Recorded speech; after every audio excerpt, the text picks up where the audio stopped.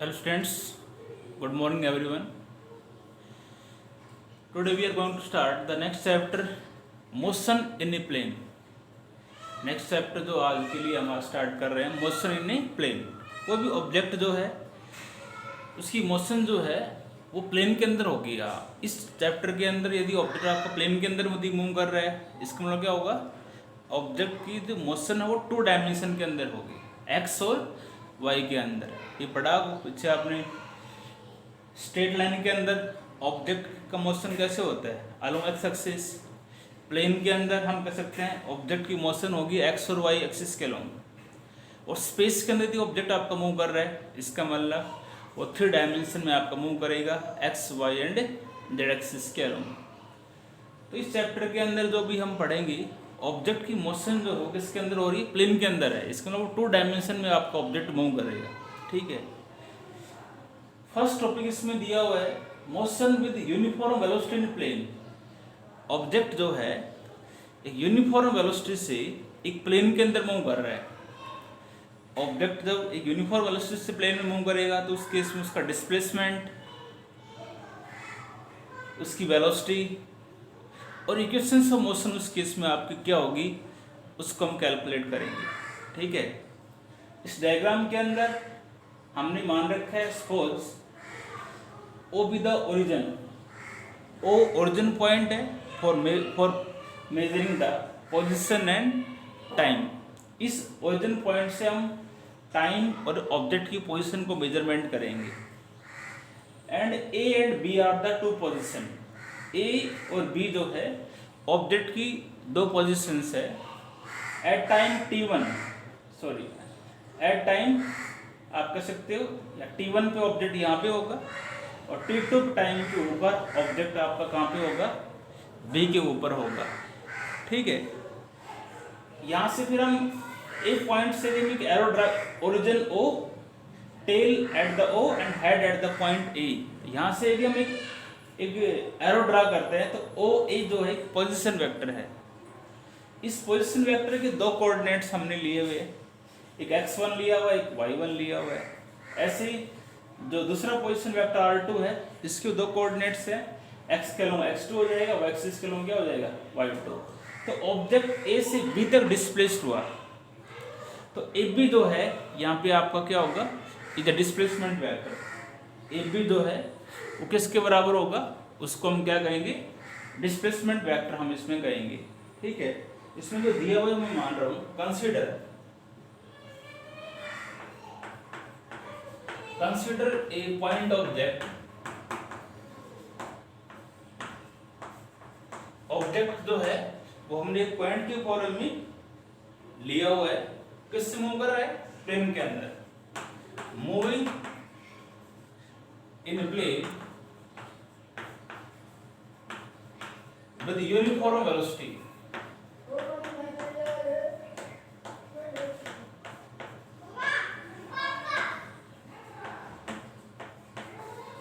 With uniform velocity. ठीक है, suppose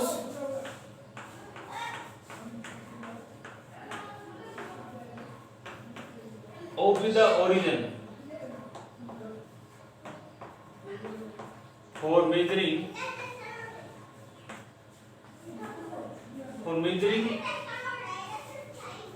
position and time. Position and time. A and B are the 2 position. पता होना चाहिए, लिख देता हूँ मैं, A and B are 2 position.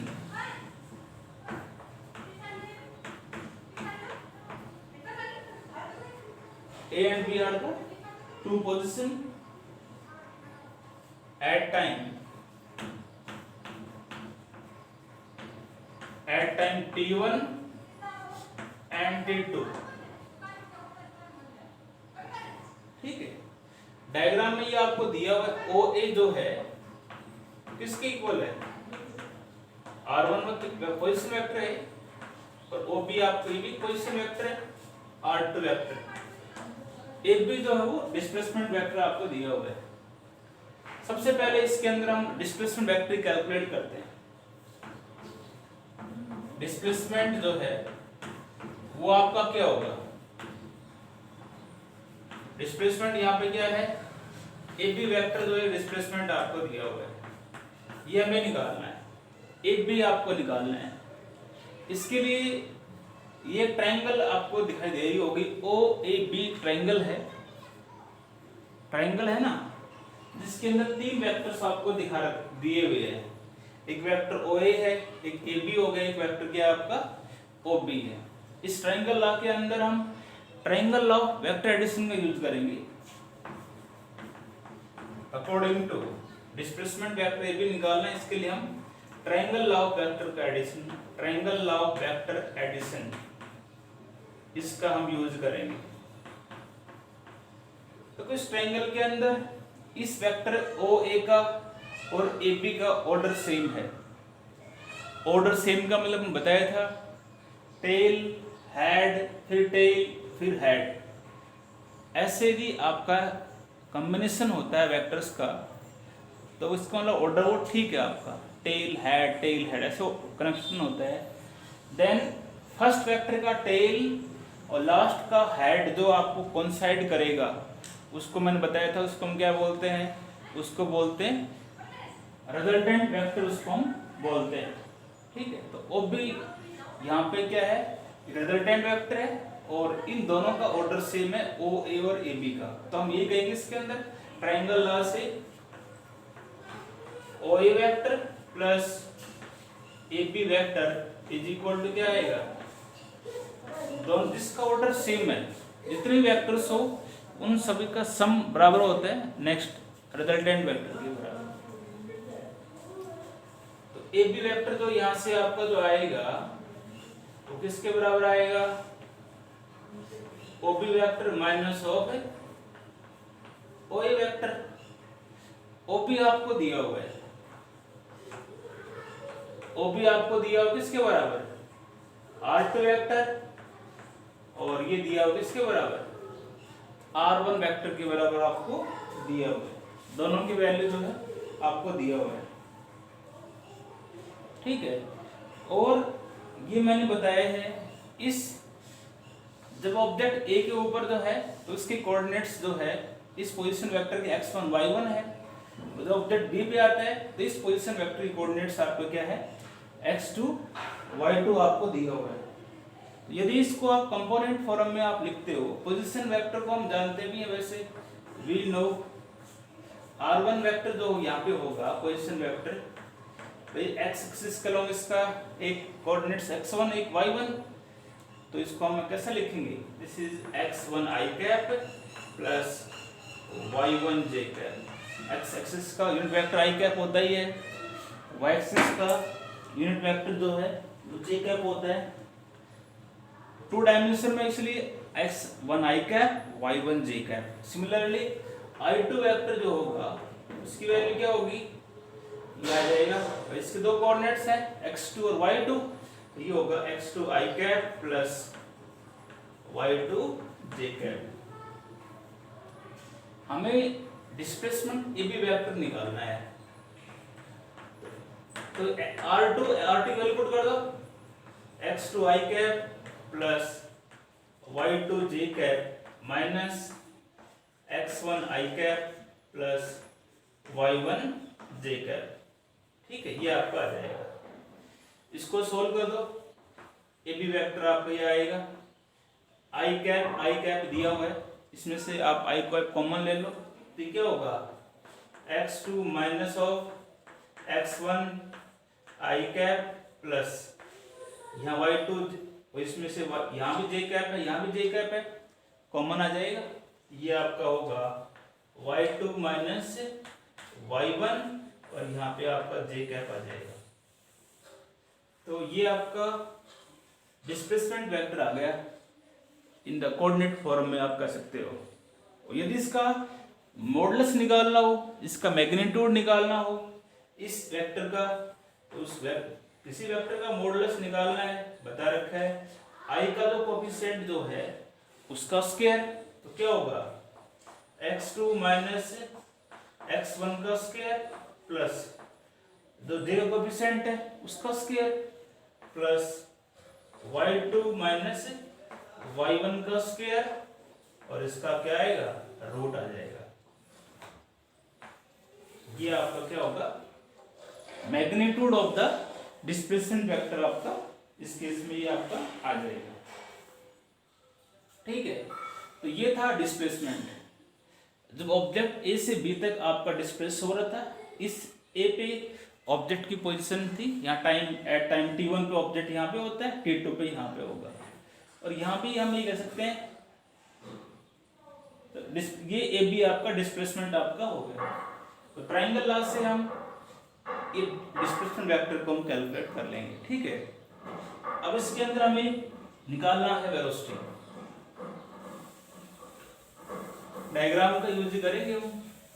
ठीक है, अलग अलग पार्ट्स जो है इसके हम कैलकुलेट करते जाएंगे। सेकंड पार्ट इसमें हम करेंगे वेलोसिटी।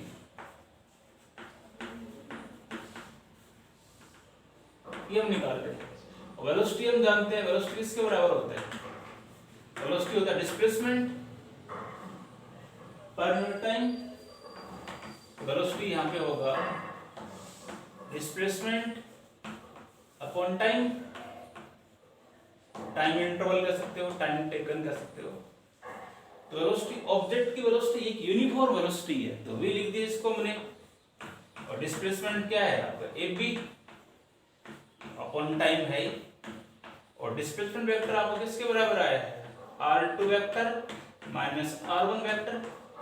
r2 पे टाइम कितना है आपका t2 और r1 पे टाइम क्या है t1। तो वेलोसिटी तो है आपकी आएगी r2 minus r1 vector by t2 minus t1।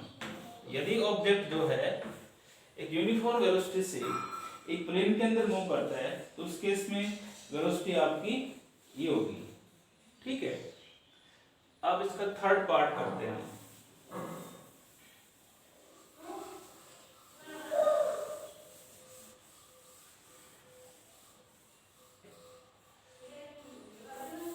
अब इसमें हमें निकालना है equations of motion, equations of motion of object, equations of motion of object. तो यहाँ पे पहले ही हमने इसमें बता दिया ऑब्जेक्ट की मोशन जो है आपकी किसके अंदर हो रही है, 2 डायमेंशन के अंदर ऑब्जेक्ट की मोशन हो रही है, और ऑब्जेक्ट की वेलोसिटी क्या है, यूनिफॉर्म वेलोसिटी से ऑब्जेक्ट आपका मूव करेगा। ठीक है, उस केस के अंदर हम इसकी इक्वेशंस ऑफ मोशन जो है हम वो ड्राइव करेंगे। ठीक है, देखो वी नो कि हम जानते हैं वेलोसिटी इज इक्वल टू, हम डायग्राम से जानते हैं क्या होता है, डिस्प्लेसमेंट यहाँ पे क्या है r2 माइनस r1 और टाइम इंटरवल क्या है t2 माइनस t1। ठीक है, ये हम जानते हैं। यहाँ से क्रॉस मल्टीप्लाई करते हो r2 माइनस r1 वेक्टर जो है किसके बराबर आएगा, v into t2 minus t1। r1 को उधर ले जाओ, तो यहाँ से r2 वेक्टर जो होगा, r2 वेक्टर जो होगा वो किसके बराबर आएगा, r1 vector plus v t2 minus t1। ये आएगा ना, r2 वेक्टर क्या आएगा, r1 plus v t2 minus t1। ठीक है, हम इसमें ये कह रहे हैं at time let at time t is equal to 0, origin point पहले आपका ये था 0, यहाँ पे ओरिजिन पॉइंट पे 0 आपका टाइम होगा। एट टाइम t बराबर 0 द ऑब्जेक्ट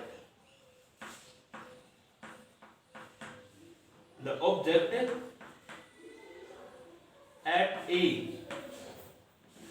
ऑब्जेक्ट कहां पे है आपका, a पे है, हैविंग, इसका पोजीशन वेक्टर जो है, having position vector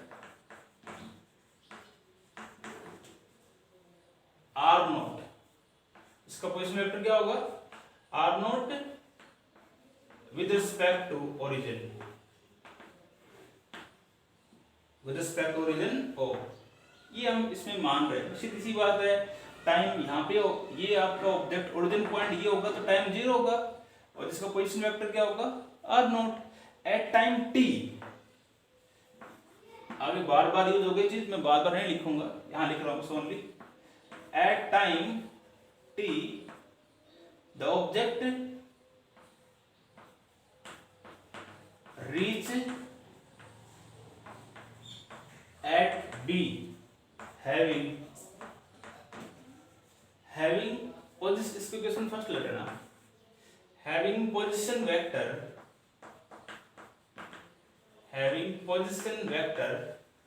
r, then हम ये कह सकते हैं t1 जो है वो आपका 0 होगा, क्योंकि पहले टाइम यहाँ पर t1 था। अब ऑब्जेक्ट यहाँ पे ओरिजिन पॉइंट यदि ये है, लिखा है टाइम 0 द ऑब्जेक्ट एट ए, तो और ये टाइम 0 होगा, और यहाँ पे टाइम क्या बताया मैंने, एट टाइम t लिखा है, तो t2 पहले टाइम था, अब क्या हो गई t। यहाँ position vector with respect to origin क्या होगा, r1 वेक्टर जो है वो r0 के बराबर होगा, और r2 जो वेक्टर जो है वो किसके बराबर होगा, मैं लिख दिया r। यहाँ इसका विद रिस्पेक्ट टू ओरिजिन इसका पोजीशन वेक्टर हमने क्या लिया हुआ है, r वेक्टर। इसमें पुट कर दो ग्राफ। यदि आपका हम ये कह रहे हैं ये ओरिजिन पॉइंट है तो यहाँ टाइम 0 होगा, इस पोजीशन वेक्टर r0 होगा, ठीक है। देन इक्वेशन फर्स्ट, ये टर्म्स इसमें पुट कर दो, देन इक्वेशन फर्स्ट इक्वेशन इसमें पुट करोगे तो क्या आएगा यहाँ पर, r vector is equal to r2 किसके बराबर, r वेक्टर, और r1 किसके बराबर है, r0 plus v t2 t और t1 0। तो ये r vector is equal to r0 plus v into t, equation आपकी सेकंड आ गई, ठीक है। अब आप क्या करोगे, इस इक्वेशन को रेक्टेंगुलर कंपोनेंट फॉर्म में लिख दो। और ये आप जानते हो, यदि ये इस यहाँ पोजीशन वेक्टर इसका r वेक्टर है तो इससे कोऑर्डिनेट x होगा और ये y होगा, और यदि इसका पोजीशन वेक्टर a का r0 है तो ये कोऑर्डिनेट क्या होगा, x0, और ये कोऑर्डिनेट इसका क्या होगा, y0। तो इस इक्वेशन को मैं यहाँ लिख रहा हूँ, दोबारा मिटा रहा हूँ,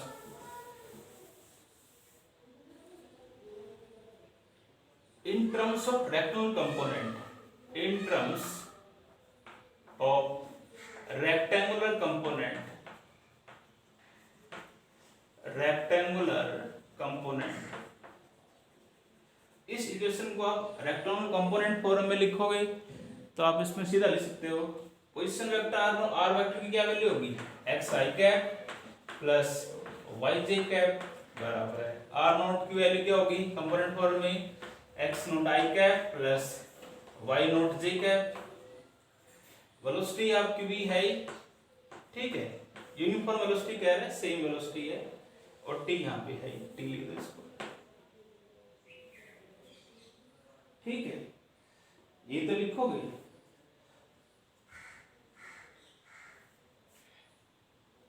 यहां तक हो गया आपका, ये आपका आ गया। हमने इस इक्वेशन को हमने कंपोनेंट फॉर्म में इसको हम लिख रहे हैं। यदि इस वेलोसिटी भी वेक्टर क्वांटिटी लिया हुआ है, तो यदि इसको भी हम कंपोनेंट फॉर्म में लिखे तो सीधी सी बात है, इस वेलोसिटी के दो कंपोनेंट होंगे, एक x के लॉन्ग होगा, एक y के लॉन्ग होगा। तो vx and vy are the component velocity along x axis and y axis. यदि इस वेलोसिटी को कंपोनेंट फॉर्म में लिखोगे तो ये क्या हो जाएगा आपका, vx i cap plus vy j cap, ठीक है। और टाइम इसके अंदर क्वांटिटी है तो टाइम यहाँ पे t आ जाएगा। इसको कंपोनेंट को हमने लिख दिया कंपोनेंट फॉर्म में। ध्यान रखोगे वेलोसिटी को ही हमने दो कंपोनेंट मान लिए, x के अलोंग यदि ऑब्जेक्ट मूव कर रहा है तो x एक्सिस के अलोंग वेलोसिटी क्या है इसकी vx, y एक्सिस के अलॉन्ग इसकी वेलोसिटी क्या होगी vy। तो यदि वेलोसिटी को भी आप रेफ्रेंस कंपोनेंट फॉर्म में लिखोगे तो इसकी x एक्सिस की ये वैल्यू होगी vxi cap plus vyj cap. अब इसको थोड़ा सोल्व कर देते हैं हम। xi cap plus yj cap is equal to, देखो ये y कैप की टर्म है, ये y कैप की टर्म है, इसमें से हम कॉमन ले लेंगे, साथ लिख के सीधा कर रहा हूं मैं इसको। x not i cap common आएगा प्लस vx, साथ यहाँ t से मल्टीप्लाई ये हो रहा है तो यहाँ पे क्या आएगा vxt आएगा और इसके बाहर यहाँ क्या आएगा i cap. x naught plus vx साथ t आएगा प्लस ऐसे ही यहाँ पर y नॉट आएगा, यहाँ j कैप, यहाँ पे j कैप, ठीक है। तो ये आएगा y naught plus vy t into j cap.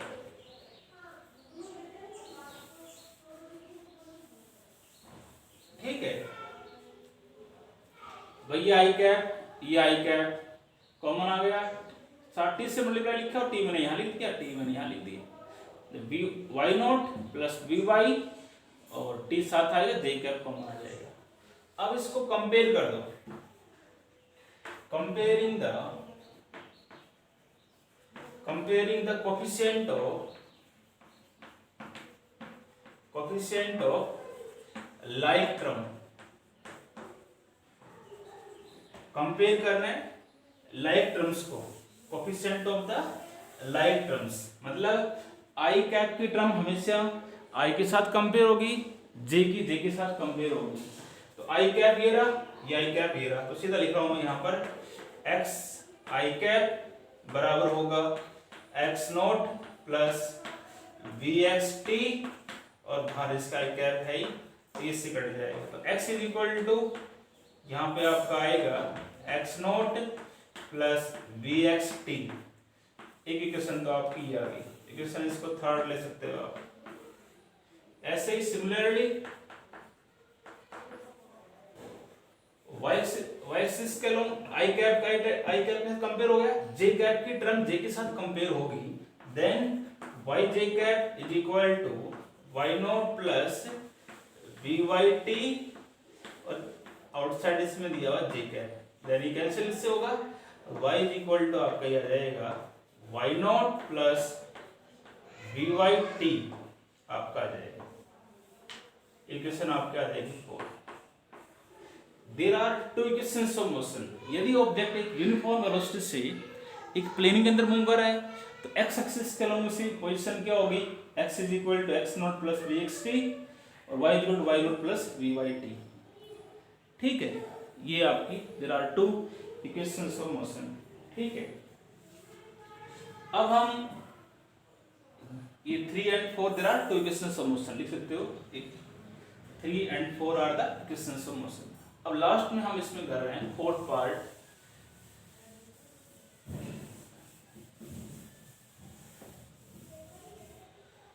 इसके अंदर फोर्थ पार्ट हम करेंगे equations of path.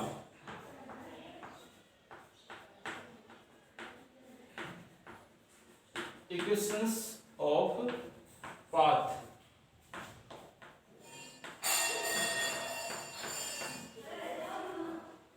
Equations of path, जो आपकी इक्वेशंस जो आपकी दो आई है, इससे आपको पाथ यदि निकालना है, क्या निकालना है, पाथ निकालना है। तो पाथ निकालने के लिए आप क्या करोगे, इस इक्वेशन से थर्ड इक्वेशन से आप t निकाल कर इसे पुट कर दो तो इक्वेशन आएगी। तो मैं यहां लिख रहा हूं फ्रॉम इक्वेशन थर्ड इक्वेशन से आप t निकालो एक बार, तो क्या होगा x minus X naught is equal to क्या होगा vxt, t की वैल्यू यहां से क्या आएगी x minus X not by vx, और ये वैल्यू पुट कर दो फोर्थ के अंदर। देन इक्वेशन फोर्थ में पुट करोगे क्या आएगा बता सकते हो। फोर्थ इक्वेशन आपकी आएगी y is equal to y naught plus vy t की वैल्यू क्या है x माइनस एक्स नॉट और y क्या है इसके vx। ये इक्वेशन जो है, this is the equation of straight line. ये इक्वेशन जो है आपकी क्या है, स्ट्रेट लाइन की इक्वेशन है। इस प्रकार की इक्वेशन जो होती है mx प्लस सी के फॉर्म में ही है। ये mx हो गया प्लस सी हो गया, ये इसका स्लोप हो जाएगा। This is the equation of straight line, equation of straight line, जिसका स्लोप जो है हैविंग स्लोप, जिसका स्लोप क्या होगा यहाँ पर, ये स्लोप है। ये कैसे नहीं, y बराबर mx प्लस सी, तो ये तो c हो गया प्लस mx, तो ये m है आपका, तो ये इसका स्लोप होगा vy by vx। Having slope जिसका क्या होगा vy बाई vx। तो यदि एक ऑब्जेक्ट जो है यूनिफॉर्म वेलोसिटी से एक प्लेन के अंदर मूव करता है, तो उसका पाथ जो होगा वो कैसा होगा, स्ट्रेट लाइन। डायग्राम से दिखाओगे आप इसको, डायग्राम बनाकर दिखाओ। एक्स एक्सिस हो गया, वाई एक्सिस हो गया। एट टाइम हम ये लेके चल रहे थे, एक ही बात कर रहे थे हम यहाँ से, ये स्ट्रेट लाइन आप दिखा सकते हो। ए होगा, ये इसका बी हो जाएगा। इसको ये आप इसको इस प्रकार से दिखा सकते हो, डॉटेड ले सकते हो इसको आप, बिल्कुल स्ट्रेट लाइन आएगी। ऐसे दिखा सकते हैं, ये भी आपका स्ट्रेट लाइन है, आपका ग्राफ आएगा। ठीक है, हमने इसमें भी बताया था ये इसका क्या होगा, ये ओरिजिन था, तो इसके कोऑर्डिनेट्स क्या होंगे x नॉट y नॉट। ये टाइम t पे बात हो रही थी, तो इसको यहाँ पे दिखा दो बस। तो ये इसका y हो जाएगा, इससे ये कोऑर्डिनेट्स क्या होगा x। यदि ऑब्जेक्ट जो है एक यूनिफॉर्म वेलोसिटी से एक प्लेन के अंदर यदि मूव करता है, तो उसका पाथ कैसा होगा, स्ट्रेट लाइन। और उसका हमने इक्वेशन ड्राइव की, इस इक्वेशन से हम ये कह रहे हैं, इसी से हमने ये प्रूव किया है। ठीक है, ये यहां से किया हमने, क्योंकि हमने कहा था ए ओरिजिन पॉइंट हो, तो टाइम 0 था, एट टाइम टी पे यहाँ पे आ रहा था। ये पाथ ए से बी का स्ट्रेट लाइन आपका है। ठीक है, तो ये एक कंप्लीट टॉपिक आपका, एक कंप्लीट टॉपिक हुआ है। यहाँ पे अलग अलग इसके पार्ट्स थे, वो हमने करवाए। Motion with uniform velocity plane complete आपको करना है। थैंक्स।